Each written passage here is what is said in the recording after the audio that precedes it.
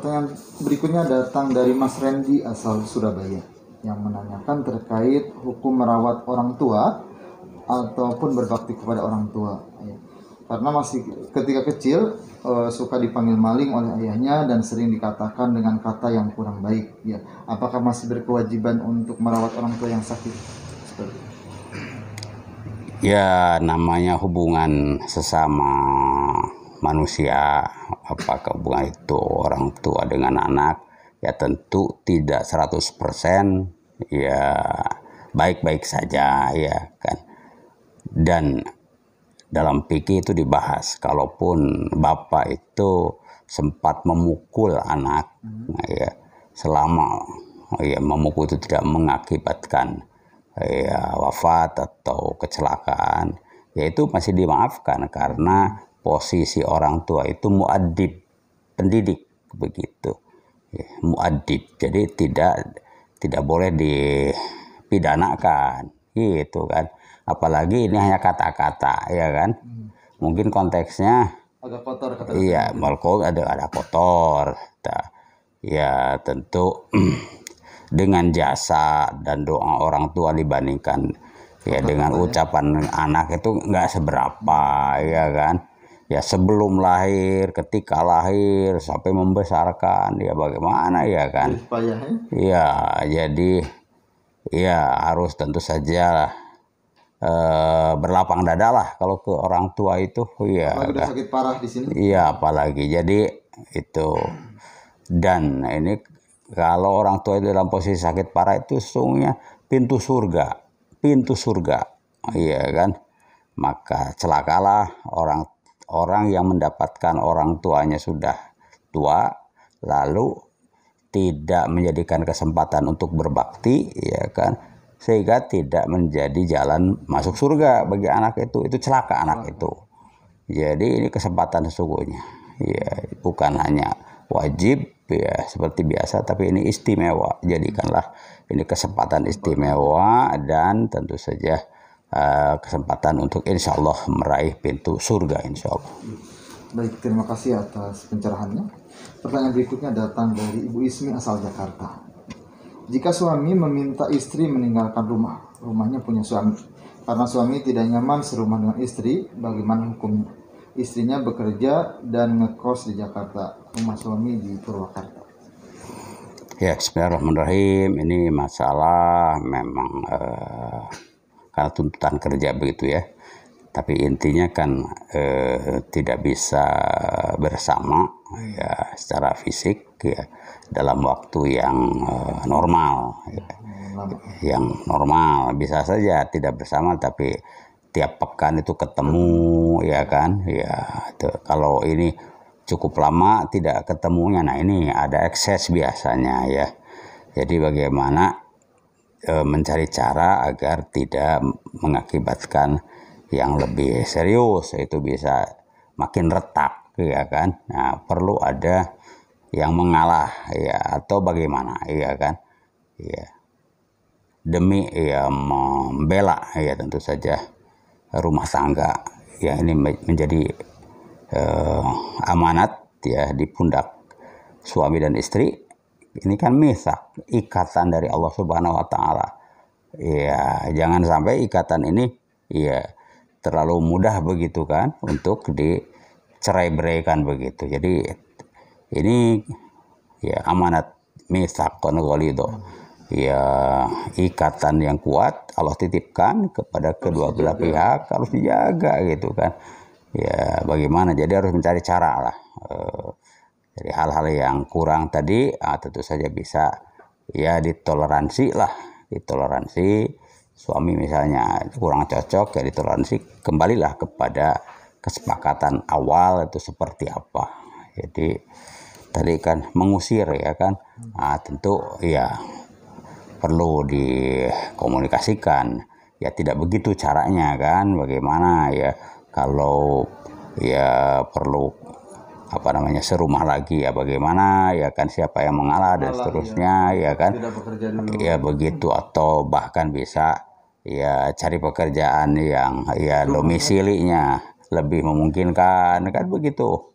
Jadi ini persoalan ya pilihan, apakah ya pilihan ya masing-masing kekeh dengan pilihan pekerjaannya, ya pada pekerjaan itu juga tidak terlalu membawa kebahagiaan, ya atau ya mengalah ya mencari pekerjaan alternatif ya yang lebih sesuai dari sisi ya komunikasi begitu. Wallahualam.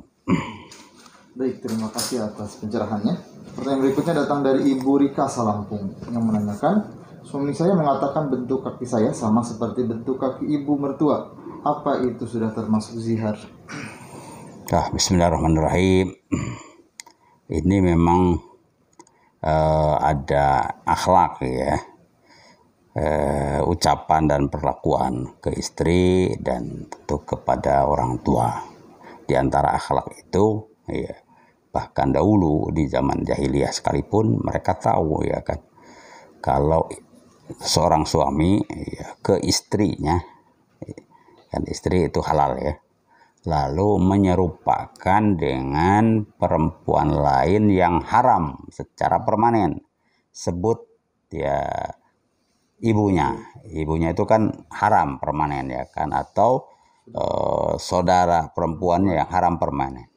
Nah, menyebutkan kesamaan itu adalah zihar namanya. Nah, jadi dahulu orang Arab jahiliyah pun memandangnya itu sesuatu yang aib itu kan. Maka ada kasus ya seorang Khawlah namanya diperlakukan seperti itu, lalu lapor kepada Rasulullah SAW, ya minta waktu, turunlah ayat zihar ya, walladzina yuzahiruna ya nisaikum kan. Itu jelas. Lalu kalau zihar kafaratnya apa? Berat ini ya.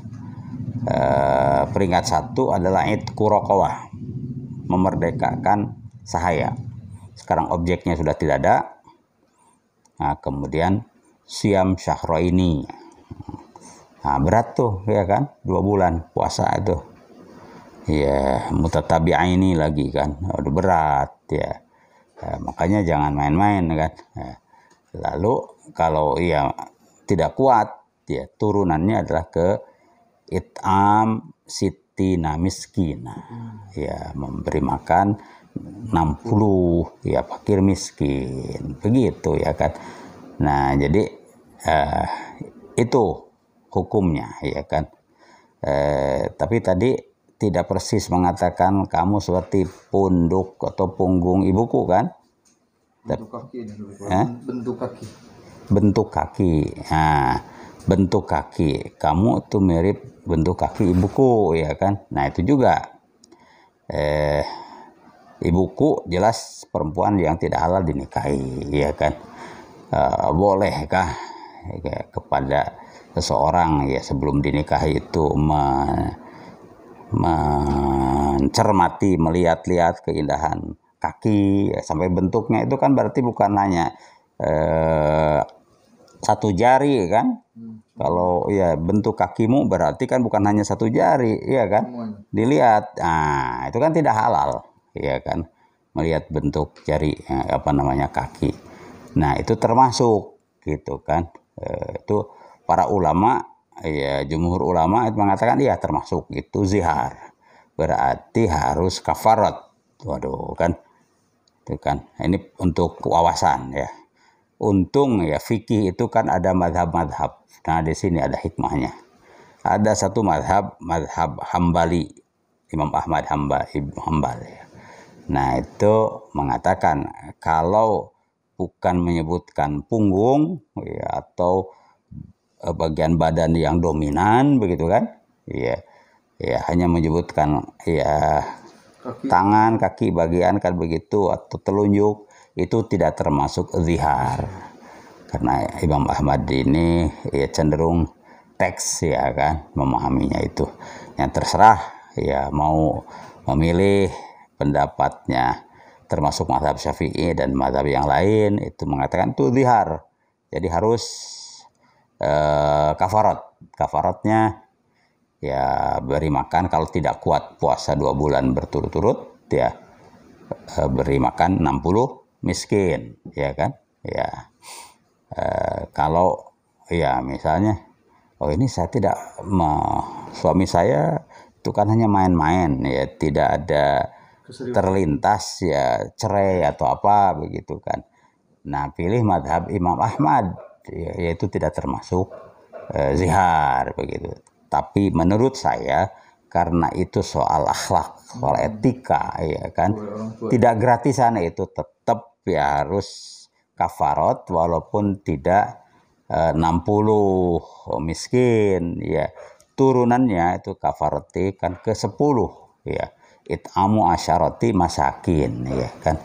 Kafarat sumpah, sebab itu termasuk sumpah ya. Nah itu ya, jadi menurut saya bagus memilih pendapat Imam Ahmad bin Hambal ya, tapi tetap bayar kafarat, yaitu ya 10 fakir miskin begitu. Wallahu a'lam. Baik, terima kasih atas penjelasannya.